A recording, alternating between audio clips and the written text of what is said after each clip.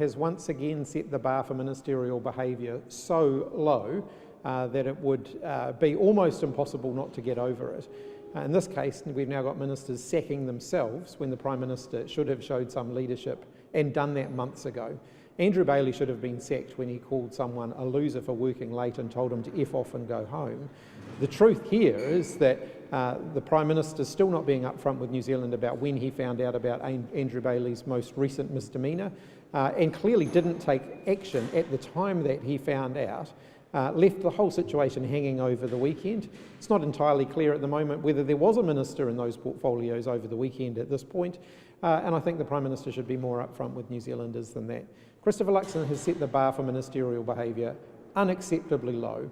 When he was the leader of the opposition, he set the bar very, very high. And he said that not only should ministers be sacked, but they should be driven out of Parliament altogether. In this instance, he's not living up to his own standards, which seems to be a repeated pattern of behaviour from him. Is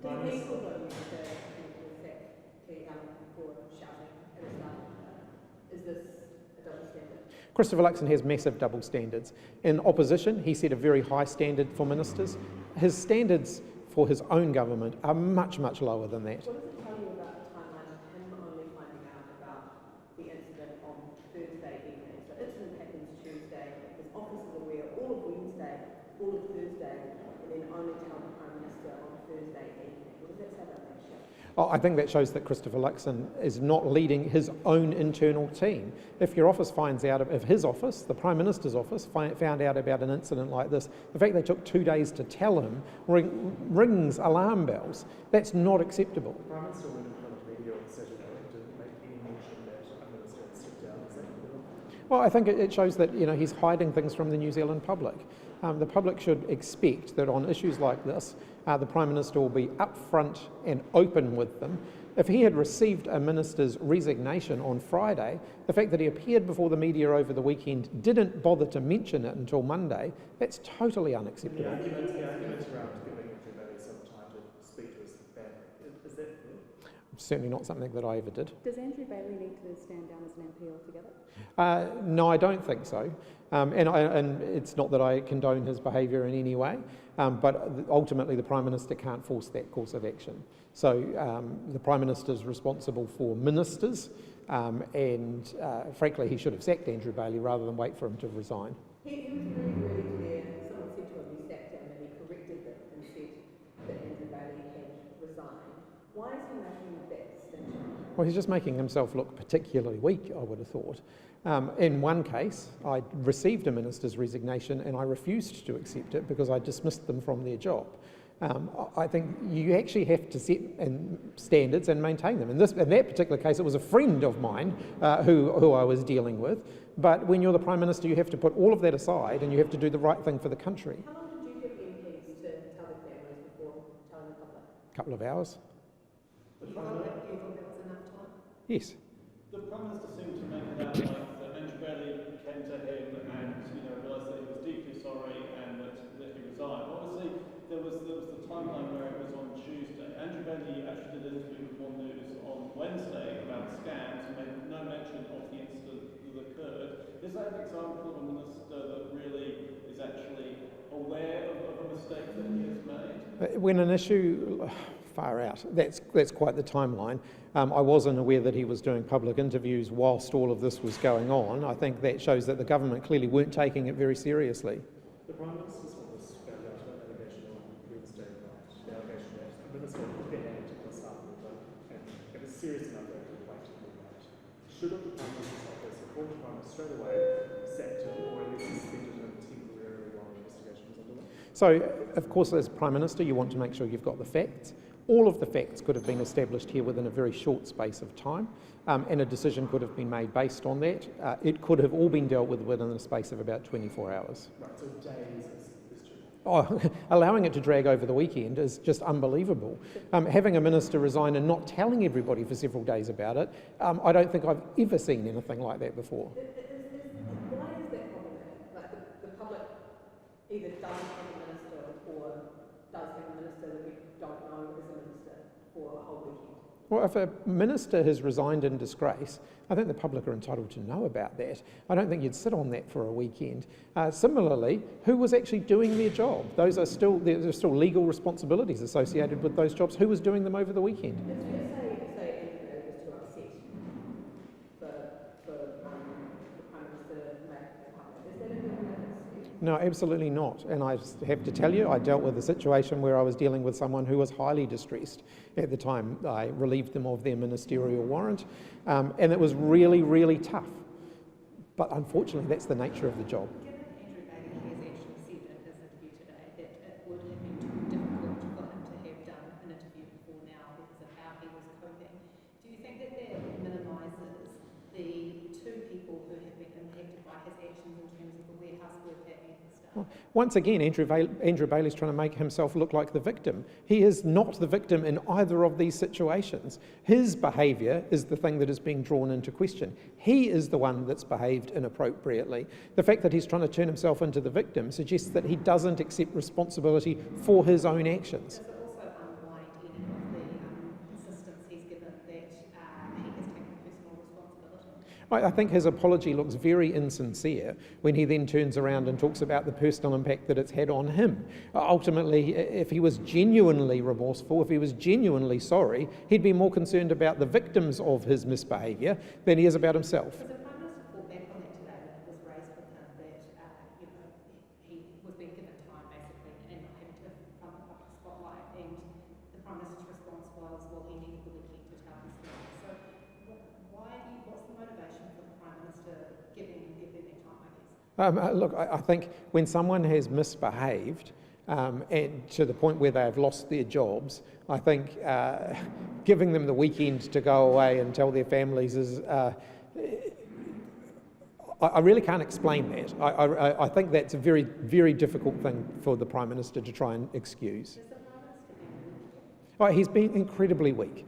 Ultimately, strength of leadership would have seen him find out about this on Wednesday. It would have seen him take action within 24 hours, announce it to the public, and be very upfront about that. The fact that they're still not being upfront about the timeline, they're still not even willing to reveal details of exactly what it is that's happened, suggests that they're treating the public with contempt. Andrew Bailey's stand-up was only 4 minutes long. I mean, what do you make of that? Well, I mean, I think, unfortunately, with Andrew Bailey's media appearance of 4 minutes, where he effectively said that he was very sorry and then tried to turn himself into the victim, it somewhat undid the sincerity of the apology.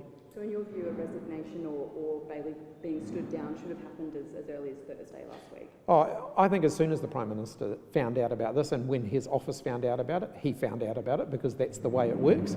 As soon as he found out about it, he should have taken immediate action to get to the bottom of exactly what happens and then to make a speedy decision to resolve the issue. Why would you not tell a Prime Minister about something? Like if the office knows about something that's potentially going to lead to a ministerial resignation, how much of an offence is it for the Prime Minister's office not to tell him? Oh, that's a pretty serious issue. You know, I would get frustrated with my office if they found out something like that and it took them a few hours to get that information to me. These are things that, you know, really should be drawn to the Prime Minister's attention very, very quickly. Is he running it a bit like that? Look, I think it's a three-ring circus. The whole government's a three-ring circus where the left hand doesn't seem to know what the right hand is doing. I think this is just another example you could add to the long catalogue of other examples. Do you think it's deliberate? There's an aspect of plausible deniability going on there, where they don't tell him things so that he can claim to be denied in personal responsibility? I think we've got a Prime Minister who doesn't seem to know much about what's going on in his government. On a daily basis, you'll get questions of, I haven't been advised about that, I don't know what's happening there. You'll have to refer that question to the Minister. He's not showing a lot of leadership in a wide range of issues. What do you think about him making a law and order announcement today? Well, ironies abound there. Right at the start, you said that the Prime Minister wasn't being upfront with New Zealand. What do you mean by that? Well, they haven't told New Zealanders exactly what happened. The Prime Minister's still pretty sketchy on the timeline of exactly when he or his office found out. He still hasn't really explained why he took so long to deal with the matter. I think there's still a heck of a lot of questions here. He's about to leave the country. Is it a matter of wanting to bury it in an overseas trip? Oh, I certainly think the timing, they've tried to bury it with an overseas trip, they've tried to bury it in a parliamentary recess week. They should have been upfront about it on Wednesday last week. Parliament was sitting. Yeah, they would have had to answer questions about it, but they would have at least been transparent. These roles, ACC and Consumer Affairs and Commerce, is there anything that New Zealand could have been exposed to if there hadn't been a minister working here? You want to know who the ministers are in all of those portfolios at any given time. If the minister had resigned, the Prime Minister must have appointed acting ministers or a new minister. The question of when did all of that happen? But no, some positive news is made that Andrew Baker's contributions to those portfolios today, particularly some of the pro-competition stuff, and some of the deregulation around the proposed deregulation around reporting requirements for New Zealand listed companies and Kiwi standard investment stuff. I mean, is there anything in there that you guys actually liked at the time which would have justified the not sacking of them the last time you had this role? Well, I think the reality is ministers can do a very good job, still make mistakes and still have to be dismissed on that. You know, people can cancel out good work by doing bad things. And so regardless of the merits of what he was doing in his portfolios, his behaviour was unacceptable. Andrew Bailey admitted that a complaint had been made, couldn't say whether it was by the staffer or not. Do you think that he actually knew what he did was wrong, or waited until he heard about the complaint and subsequently decided or learned that what he did was wrong? Well, I think there's a pattern of behaviour here with Andrew Bailey. So he didn't do anything about abusing the worker at the vineyard until the worker had made a complaint. He clearly didn't do anything about mistreating someone in his office until that person had made a complaint. Begs the question of how many other instances was he behaving inappropriately and where the person didn't make a complaint. Yep. Just on China. Yes. We've got the Foreign Minister heading to Beijing tomorrow. There's a meeting with his counterpart Wang Yi. What would you expect to be raised by the Foreign Minister in that meeting? I think it's a very timely visit. I think it's an opportunity for New Zealand to raise, at the very least, the fact that we would expect to be notified of these types of training exercises.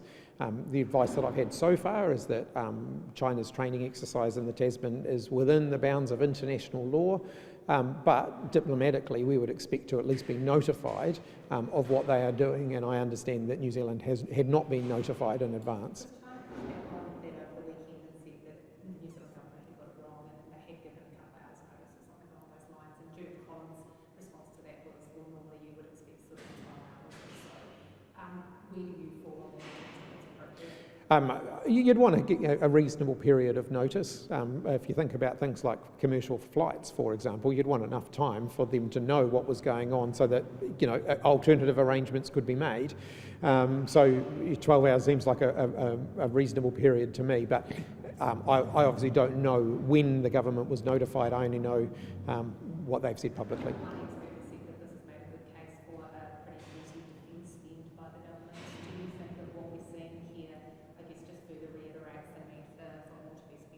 I'll say the same thing that I've been saying since we were in government.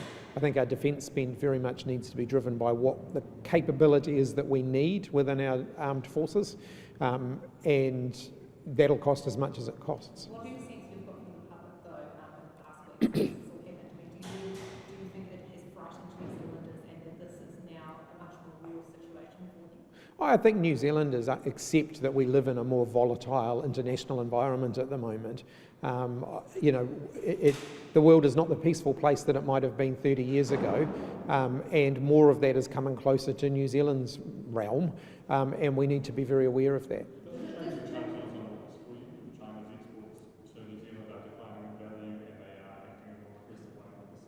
No, it doesn't, because ultimately, you know, we see a number of downsides to New Zealand of being part of AUKUS, including the fact that it's a nuclear, you know, at its core, it's a nuclear submarine pact. We don't want to see nuclear submarines in the Pacific, and that's a long-standing position for New Zealand. And that, you know, in the other areas, intelligence gathering, new military technologies and so on, we believe that the other existing partnerships that we have are a more appropriate way for us to explore those things. Done. Okay, thanks everybody.